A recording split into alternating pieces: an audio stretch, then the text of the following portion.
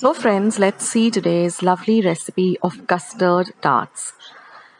Now I'm just going to dust my surface with flour and I'm going to roll out this puff pastry. Now I'm using a ready-made puff pastry, but I will leave a link of how to prepare this.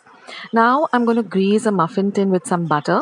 I'm going to take any round object like a vodee, or if you have a kind of a mold, and just cut them up into 6 rounds. Then I'm going to place them into my muffin holder.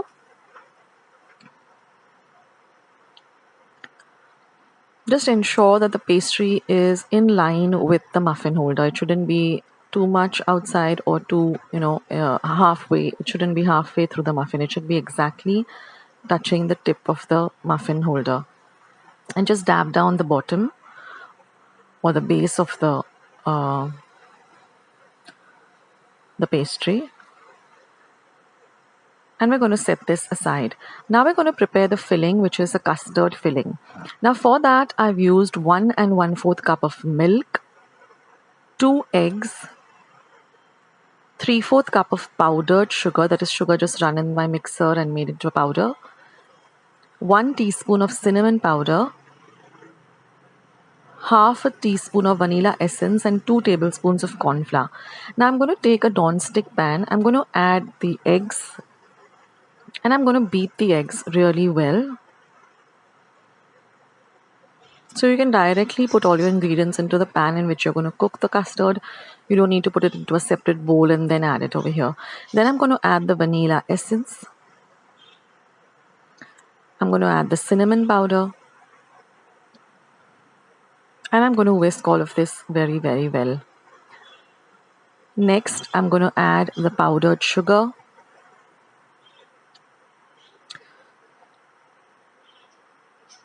So you can use icing sugar for this, or you can just take regular sugar and blend it in your mixer and add it.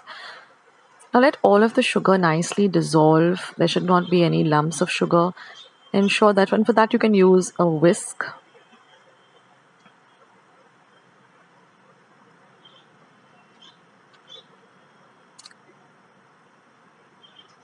Next, I'm going to be adding in the milk.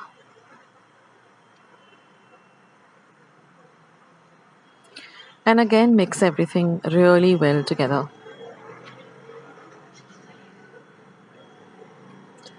Now last and but not the least, I'm going to add the corn flour, which is the thickening agent. And I'm going to mix everything so that the mixture is lump free. We don't want any lumps in this mixture. Now I'm going to place the mixture on the gas top on a very low to medium flame and continuously whisk it till the mixture thickens, but it shouldn't be so thick that I cannot pour it. So it should be thick enough but of a pourable consistency. So the minute the mixture starts coating the back of your spoon, then means your mixture is ready.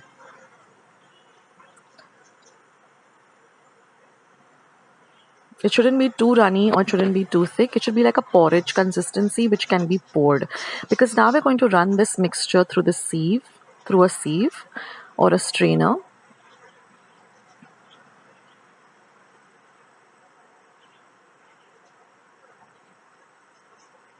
And then, so you can see all of the whatever was, the cinnamon which was not ground properly or whatever remains back.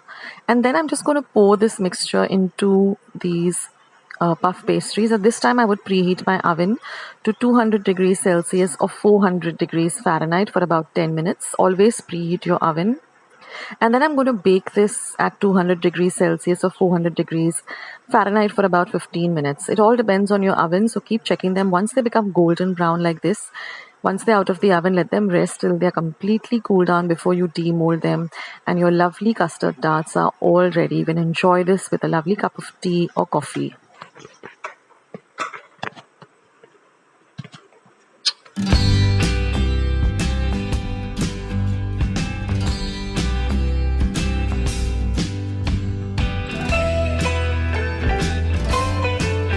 Friends, let's see today's lovely recipe of donuts. This is a super simple recipe. So let's go through the ingredients. Here is 1 egg. This is 2 1/4 cup or 295 grams of maida or all-purpose flour, This is 3 tablespoons or 35 grams of sugar, 1.5 teaspoon of dry yeast, half a teaspoon of vanilla essence, and 3 tablespoons or 40 grams of butter, and half a cup or 120 ml of milk. Now you get this donut, mold, or you can use your imagination and just take a bigger round circle and a smaller round circle if you don't have this mold, and cut out the shapes. Now the first most important point is we're going to add the flour and the yeast together, and we're going to mix the yeast and the flour really well together, and then we're going to add the butter. Now we're going to mix all of these ingredients very well till it resembles some bread crumbs. Now this is a very important step. Take about 2 to 3 minutes, but see that all of the flour is coated very well with the butter. Now we're going to add the powdered sugar. Now here I have 1 egg which I'm just going to beat, and I'm going to add the vanilla essence to it. Now for some reason my camera just didn't shoot the next step, so please bear with me, but you have to make this well in the middle of the flour and add your egg and the milk too. And then you'll get a consistency like this. I'm really sorry for that. I think I forgot to turn my camera on, or the camera, I don't know just what happened. Please bear with me on this. I'm really sorry for that. But you just have to add your egg, beaten egg and milk, and just knead this dough till it becomes nice and firm. Now we're just going to knead the dough really well on a surface. This is also very important if you want to have lovely, light, fluffy donuts. Now I'm just going to cut the shapes out, and I've lined my baking tray with some baking paper. We're not going to be baking these donuts, although I will come up with a recipe of baked donuts soon. So I'm just going to keep taking out the donut shapes, and I'm going to just lay them on this baking paper, and I'm going to do the same with the rest of the flour. So you can make as many as you want for that particular day, or you can just store the rest in your refrigerator for a day or two.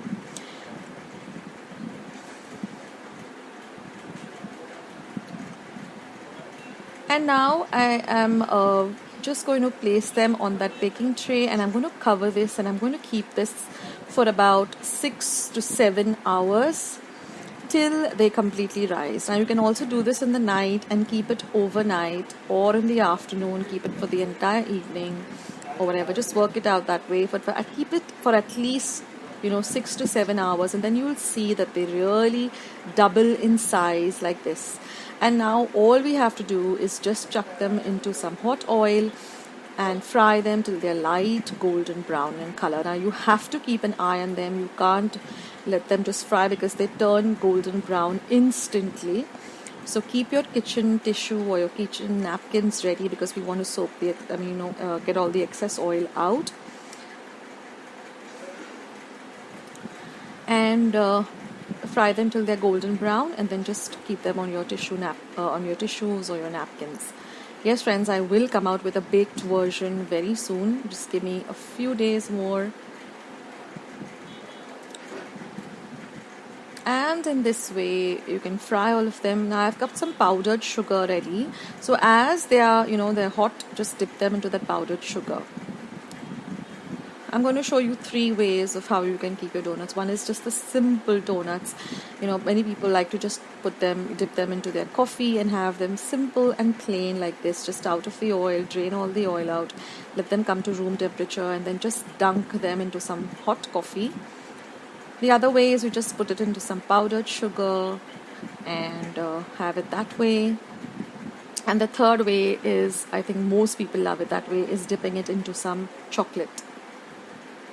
So in this way, just fry them, but just keep an eye on them, because they turn golden brown almost instantly.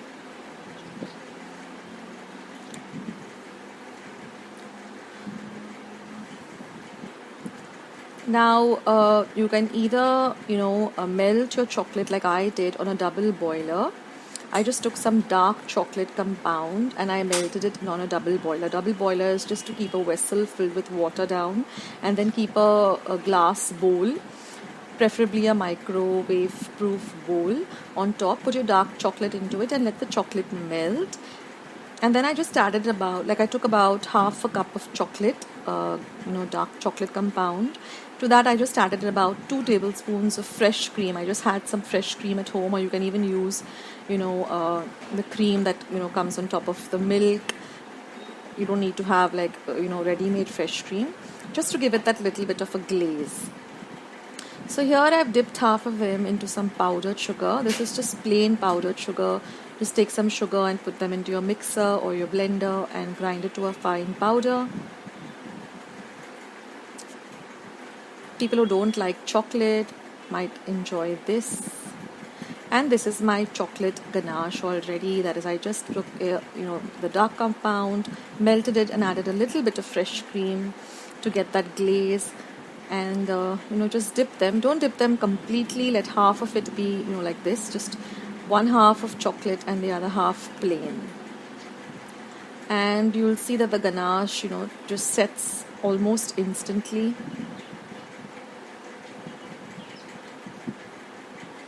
Now if you don't have any dark chocolate compound at home, you can also just dip this into some chocolate syrup, like some Hershey's chocolate syrup. You can be creative with donuts. So these are so easy to make. I'm sure you're going to give it a try. Do let me know in the comment section below how your donuts turned out. I would love to hear from all of you. Thanks for watching, guys. I'll catch you soon.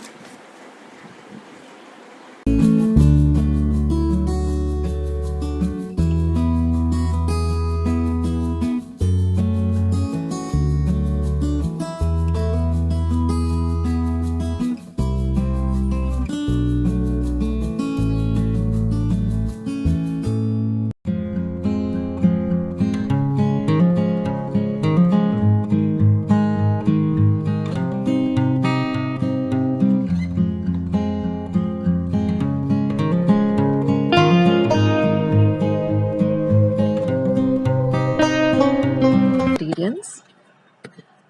Now we're going to need 2 egg yolks, 1 teaspoon of vanilla essence. This is about 1/4 cup of mixed dry fruits. So I've just taken some blanched chopped almonds, some kishmish, some cashew nuts, some walnuts, and a few cranberries for decoration. You can also use cherries. These are 2 slices of white bread with the edges cut off, and I've just cut them up into small cubes. Now watch the video till the end, because I've given you certain tips that will make the recipe come out perfect. This is 1 cup of freshly grated coconut and 1 cup of regular sugar. And we're going to use half a cup of water. So these are the ingredients that we require. So let's start the recipe. Now I'm going to add the sugar and the water to a pot. Turn the flame onto low to medium. Give this mixture a good mix. And we're just going to let it simmer at the side for about 2 minutes on a very low flame, stirring in between. Now in the meantime, let's prepare our egg yolks for this recipe. We're going to basically make these beautiful egg threads or sweet egg noodles. So what I've done is I've just beaten the egg yolks just a little, just so that they are mixed up well, and I'm going to run them through my tea strainer. Now it's very important that you run it through a strainer, and with a spoon just press onto the strainer. This will get rid of any small sediments that might be there in the yolk, and we want a very clear and good, very nice and smooth liquid. Now I'm just going to transfer this to a Ziploc bag. You can also transfer it to a piping bag. Secure the top with a nice rubber band. Now our mixtures begin to bubble after 2 minutes, so now it's ready. So we're going to cut off a very tiny hole on the top of the piping bag or the Ziploc bag. And now we're just going to drizzle it in this fashion to make a kind of a lace pattern. So we're going to do this in 2 batches because we've used 2 egg yolks. So just make it into a lovely lace pattern like this, round, and then just, in a zigzag fashion. You can be creative with this. And now we're going to let this egg yolk cook in this lovely sugar syrup for at least a minute. And you'll come to know that it's ready because this egg yolk turns into a very bright yellow. So once one batch is done, just turn the piping bag upward, keep it in a glass, and let this egg mixture, egg threads cook in the syrup for about a minute. And then you're going to use a slotted spoon, or you can even go with a large fork, and just you're going to pick it up and transfer it onto a plate, but be very gentle. See that it doesn't break.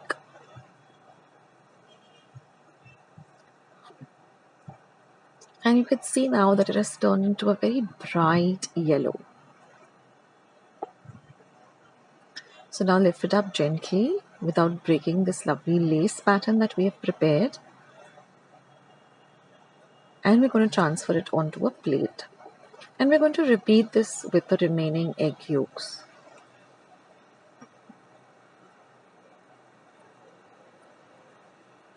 Don't worry, it will not break, but just be a little bit gentle with it. And our egg threads are all ready, and I'm going to repeat the process with the remaining egg yolks.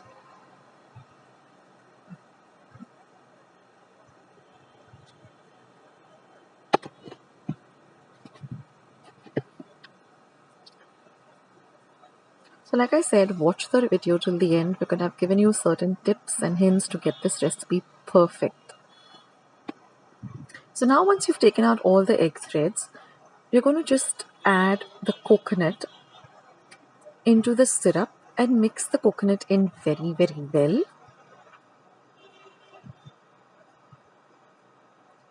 And then you're going to add the cubes of bread, just crush them a bit with your hands. And now you're going to mix these two really well together, smashing or crumbling the bread so that you get a very, homogeneous kind of a mixture where the bread and the coconut mix together really, really well. So just smash the bread cubes and mix this well. Now I'm going to add the vanilla essence and again mix it well. And now I'm just going to add the nuts except for the cranberries because I want to decorate it with the cranberries. You can also go with cherries. Mix this in well. Now this is really a quick process because it gets ready really quick and you can see that it starts leaving the sides of the vessel or the pot. Now I'm just going to drizzle a few drops of ghee to make the mixture look lustrous as well as have a lovely flavor and aroma. And once you add the ghee, just mix it and turn off the heat. Let the mixture cool just a little bit. You can have this warm or you can put it in the refrigerator. And now I'm just going to transfer it onto a plate and I'm just going to flatten it out.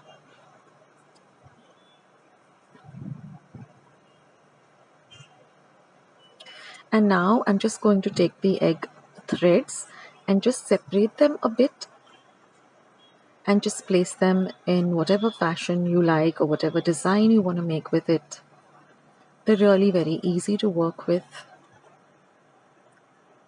And then I'm just going to decorate them with the cranberries. And to make it a little more festive, I'm going to add a little bit of edible mistletoe. And that's it, guys. Our lovely Letria is all ready. And now I'm just going to cut it up once it's set a bit. I've not put it in the refrigerator because I want to have it warm. So I've kept it at room temperature just for about 10 minutes. And I'm just going to cut up a piece. And then using a cake spatula like this, just lift it up. It looks so beautiful and I just can't wait to dig in. So let me give this a try. I am tasting it for the first time ever. Making it also for the first time ever.